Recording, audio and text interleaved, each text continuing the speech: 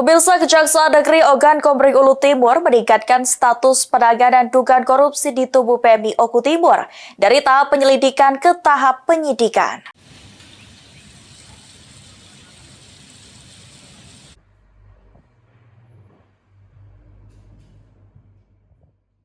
Kejaksaan Negeri Ogan Komering Ulu Timur meningkatkan status penanganan perkara dugaan korupsi di tubuh PMI Oku Timur dari tahap penyelidikan ke tahap penyidikan.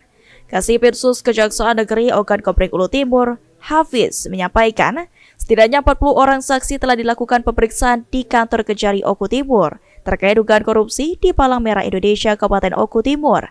Dari keterangan saksi dan pengumpulan bukti-bukti, telah ditemukan perbuatan melawan hukum, sehingga status penanganan saat ini meningkat ke tahap penyidikan. Dugaan kasus korupsi di PMI Oku Timur diduga terkait dengan penggunaan dana hibah yang diterima oleh PMI masa anggaran 2018-2023. Saat ini Kejari Oku Timur masih terus melakukan penyelidikan guna memastikan siapa yang bertanggung jawab atas perbuatan melawan hukum yang telah ditemukan. Ya, saat ini status pemeriksaan sudah kita tingkatkan ke penyidikan.